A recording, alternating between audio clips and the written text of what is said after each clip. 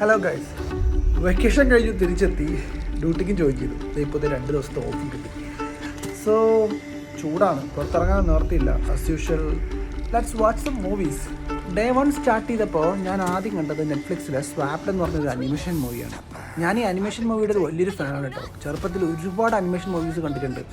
Even നമ്മുടെ വാളി, kung fu Pandey, പിന്നെ കാസ്, ഇതെല്ലാം ഇറങ്ങുമ്പോൾ എല്ലാം ഞാനത് ഫോളോ ചെയ്ത് കാണുന്ന ഒരാളായിരുന്നു. ബട്ട് ഒരു ഗ്യാപ്പ് വന്നിട്ടുണ്ട്. ആ ഗ്യാപ്പ് വന്നു എന്ന് മനസ്സിലായത് ഈ ഒരു അനിമേഷൻ മൂവി കണ്ടപ്പോഴാണ്. കാരണം അന്ന് ഞാൻ ആ മൂവീസൊക്കെ കാണുമ്പോൾ എനിക്ക് കിട്ടിയ അതേ ഒരു ഫീല്, ആ ഒരു കുട്ടിത്തം എന്നൊക്കെ നമ്മൾ പറയില്ലേ, കാരണം കുട്ടികളെയും വലിയ ആളുകളെയൊക്കെ ഒരേപോലെ പിടിച്ചിരുത്തി കാണിക്കുന്ന അല്ലെങ്കിൽ പിടിച്ചിരുത്തുന്ന ഒരു തരം കൺസെപ്റ്റും നല്ല CG വർക്ക്, ഭയങ്കര ക്യൂട്ടായിട്ടുള്ള നല്ലൊരു മെസ്സേജ് തരുന്ന ഒരു അടിപൊളി പടം.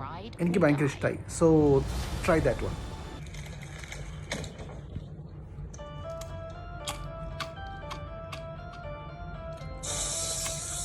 Number 2 guys, they will kill you എന്ന് പറഞ്ഞൊരു പടം ഇറങ്ങിയിട്ടുണ്ട്. എൻ്റെ മോനെ കിടിലം എന്ന് പറഞ്ഞാൽ കിടിലം പടം. നിങ്ങൾക്ക് ഈ ബ്ലഡ് ബാത്ത് മൂവീസൊക്കെ ഇഷ്ടമാണെങ്കിൽ ഇതൊന്നും കാണാൻ പറ്റിയ ഒരു കിടിലം ആക്ഷൻ ഹൊറർ മൂവിയാണ് ഇപ്പം they will kill you.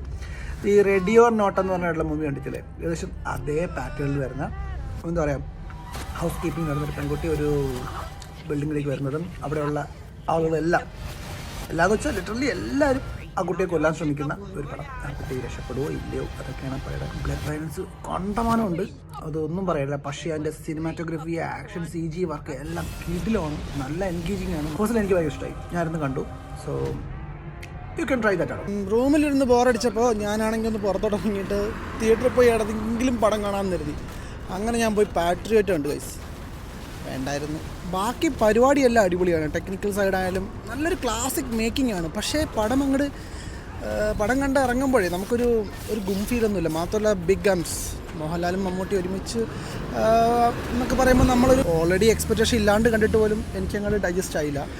So try നോക്ക്, സമയമുണ്ടെങ്കിൽ നിങ്ങൾക്ക് പോയി ട്രൈ ചെയ്യാം. That's all. ബൈ.